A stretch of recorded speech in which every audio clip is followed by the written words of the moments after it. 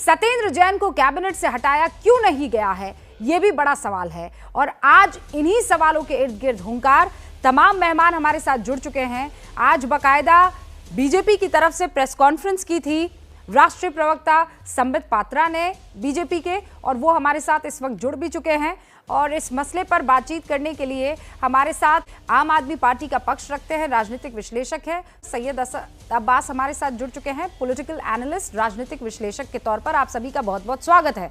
सबसे पहले संबित पात्रा, ये चिट्ठी आप पर यह आरोप लग रहा है कि इसलिए आई है क्योंकि मोरबी से ध्यान भटकाना है, सीधा आरोप। देखिए रूबिका जी, आप याद करिए, ये जो आम आदमी पार्टी है, यहाँ बैठे हुए हैं कांग्रेस के रिप्रेजेंटेटिव भी बैठे हुए हैं। याद करिए, जब शीला दीक्षित होती थी दिल्ली की चीफ मिनिस्टर, तो अरविंद केजरीवाल जी कहते थे मेरे पास सारे प्रूफ मौजूद है। और सबसे बड़ी बात है, जो अरविंद केजरीवाल कह रहे हैं कि ध्यान भटकाने के लिए, गुजरात से ध्यान भटकाने के लिए, चिट्ठी के ऊपर डेट पढ़िए तो जरा, 7 अक्टूबर 2022 का है। तो क्या ये मोरबी की घटना 7 अक्टूबर 2022 से पहले हो चुकी थी? पहली बात। दूसरी बात, क्या ये हकीकत नहीं है कि चिट्ठी की एक copy highest court of India में भी सबमिट किया गया है? क्योंकि याद करिए, इस चिट्ठी की जो शीर्षक है, उस शीर्षक में क्या लिखा हुआ है? थ्रेट टू मी, मेरे जीवन को धमकी दी गई है सत्येंद्र जैन जी द्वारा, इसलिए मुझे इस जेल से हटा करके किसी और जेल में लिया जाए। सुप्रीम कोर्ट ने, याद करिए, इस कॉनमैन को तिहाड़ जेल से ट्रांसफर किया था और वो अब दिल्ली के दूसरे जेल में अपनी सुरक्षा के लिए रखे गए हैं। सुप्रीम कोर्ट ने निर्णय लिया है। तो ये अरविंद केजरीवाल सुप्रीम कोर्ट से भी बड़े हैं, जो चिट्ठी को बता रहे हैं कि मोरबी के लिए और गुजरात के चुनाव के लिए बनाया गया। तीसरी बात, धिक्कार है। जो लोग, आप याद करिए, अन्ना हजारे जैसे संत के कंधे पर बैठ कर आए थे कि राजनीति को बदलना चाहते हैं, वो बाकी तो छोड़िए, एक्सटॉर्निस्ट के घर से एक्सटॉर्शन करके पैसे ला रहे हैं, ठगों की भी ठगी कर ले रहे हैं। इनका लेवल ऑफ ठग देखिए, ये ठगों के पिताजी हैं। मतलब साधारण ठग नहीं, बड़े बड़े ठगों को ठगने की कैपेसिटी इनमें है। तो आप और हम तो क्या चीज होंगे? सैयद असद अब्बास कुछ कहना चाह रहे हैं। संबित पात्रा, आप ये कह रहे हैं कि जो ठगों को ठग ले वो आप है। सैयद साहब, क्या जवाब है इसका? और वो ये कह रहे हैं कि इकलौती चिट्ठी जो है वो एलजी के पास नहीं गई है, वो सुप्रीम कोर्ट के पास भी है।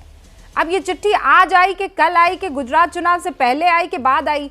चिट्ठी महत्वपूर्ण है कि नहीं है?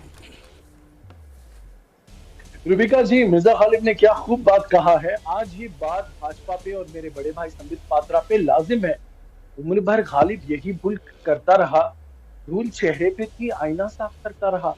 मैं समझता हूं कि आज जो भारतीय जनता पार्टी है, एक एक्सपर्ट हो चुका है डिस्ट्रैक्शन पॉलिटिक्स में।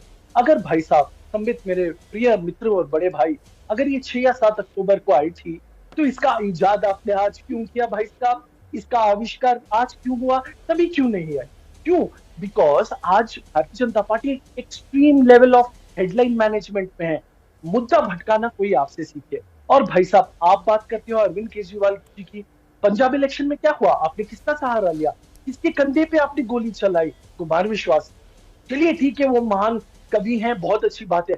आज आपको ठगों के ठग, महाठग का आपको सहारा लेना पड़ रहा है। सबसे पहली बात, मैं तो एक चुनौती देता हूं मेरे भाई संबित पात्रा को। मैं समझता हूं कि मतभेद होना चाहिए, मनभेद नहीं। अटल बिहारी वाजपेयी साहब ने भी यही कहा।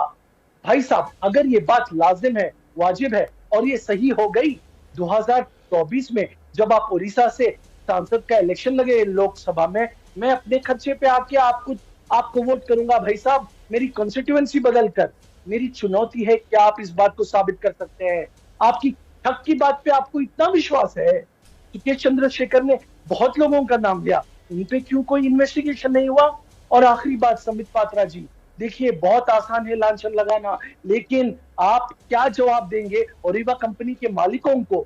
क्यों आप उनको बचा रहे हैं? क्यों उनको एफआईआर में उनका नाम नहीं है? एक वॉच कंपनी में आपने टेंडर दे दिया, 8 महीने का प्रोग्राम था, आपने 5 महीने में खत्म कर दिया। 130 लोग मरे हैं, उनको जवाब देना है। बहुत आसान है सुकेश चंद्रशेखर जैसे ठगों की बात और उसका लेटर उठा के दिखाना। इतने सारे डेथ सर्टिफिकेट होंगे 130, नहीं तो क्या करें? हमारे क्या भाइयों के, बहनों तो क्या के, करें? इस लेटर को फाड़ दें सैयद भाई, क्योंकि महाठग ने लिखा है। बिल्कुल रूबिका, तो ये झूठा है, इसकी कोई वैल्यू नहीं है। बिल्कुल झूठा है रूबिका जी। रूबिका जी, और हालांकि जिस शख्स का कोई बात नाम नहीं लिया है वो भी तो तिहाड़ जेल में है, तो किस पर यकीन करें? उस पर यकीन करें जो तिहाड़ जेल में है, या उस पर यकीन करें जो तिहाड़ से जेल में सिक्योरिटी के लिए पैसा दे रहा था? ये तो बड़ा संकट आ गया है सर। जी रूबिका जी, उस पर 10 सेकंड में जवाब देता हूँ। रूबिका जी, आपका सवाल बिल्कुल सही है, लेकिन क्या हाईकोर्ट की जज ने क्या कहा है? इन्वेस्टिगेशन ऑफिसर को कहा है कि आप लेकर आइए, कोई सबूत लेकर आइए, हार्डकोर एविडेंस लेकर आइए, जिसके बावजूद आज तक इन्वेस्टिगेटिंग ऑफिसर सत्येंद्र जैन के खिलाफ नहीं ला सका। क्यों? इनको खींचना है, बेल नहीं मिलनी चाहिए, बस यही इरादा है। आखिर में बात कहूंगा, अगर कोई भी एक लफ्ज भी सुकेश चंद्रशेखर का सही निकला तो मैं ओडिशा आऊंगा और कैंपेन करूंगा मेरे भाई संबित पात्रा के लिए। संबित पात्रा, बड़ा चैलेंज दे दिया आपको सैयद असद अब्बास साहब, कहीं और जाए ना जाए, आपके उड़ीसा जरूर आएंगे।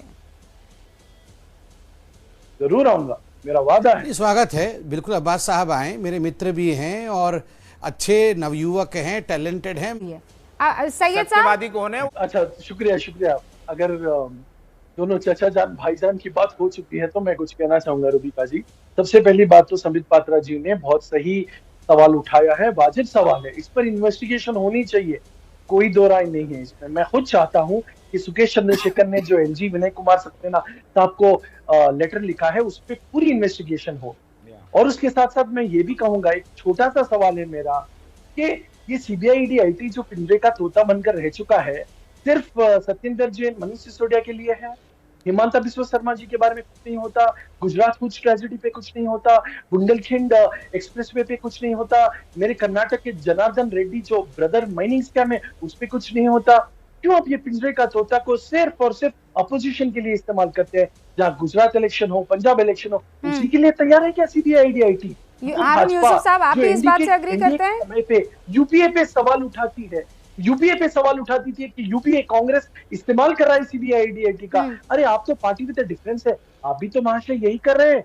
मैं 30-30 सेकंड सबको दे रही हूँ इस चिट्ठी पर अपनी बात रखने के लिए। सैयद असद, इस चिट्ठी पर कितना यकीन किया जा सकता है?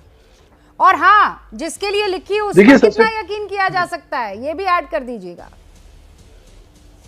जी बिल्कुल रूबिका जी, देखिए एक छोटा सा सवाल है मेरे भाई संबित पात्रा से कि आपको इतना भरोसा है और आप संबित पात्रा जी इस चिट्ठी को दिखा रहे हैं तमाम जो एबीपी के व्यूअर्स हैं उनको, लेकिन भाई साहब ये चिट्ठी क्या मोदी जी ने लिखी है या कोई सीएम ने लिखी है या बड़े अफसर ने लिखी है? जी नहीं, ये महाठग ने लिखी है। और सबसे बड़ी बात, ये कोई हाईकोर्ट या सुप्रीम कोर्ट का कन्विक्शन ऑर्डर नहीं है। और हाँ, अगर आप इसका इन्वेस्टिगेशन करना चाहते हैं बिल्कुल कीजिए, मैं खुद चाहता हूं इसका इन्वेस्टिगेशन हो। चिट्ठी पर क्यों यकीन करें संबित पात्रा? रूबिका जी, आप भी एक महिला हैं और इस देश की जानी मानी प्रतिष्ठित पत्रकार है। मैं एक सवाल पूछता हूं सबके लिए। ये सवाल जब जैकलिन फर्नांडिस के लिए पूरा का पूरा विषय आया तो किसी ने नहीं पूछा, सबने विश्वास कर लिया।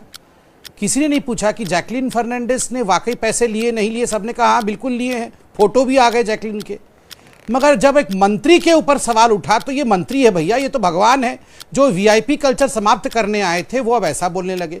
दूसरा, सत्येंद्र जैन जी कितनी बार जेल गए थे, ये सब मैनुअल में निकल के आ जाएगा मिलने के लिए कैदी से। रुकिए ना थोड़े दिन, अभी तो खेल शुरू हुआ है, सारा कागज सामने आएगा। अभी शुरू हुआ है, सब सामने आ जाएगा। इसलिए तो मैंने चुनौती दी है, अगर कोई भी एक लफ्ज भी इसका सही है, सच है, तो संबित पात्रा जी 2024 में आपके इलेक्शन में मैं आपका कैंपेन करूंगा और इंशाल्लाह ऊपर वाले की मर्जी रही तो आप जीत भी जाएंगे। नहीं तो जितना जल्दी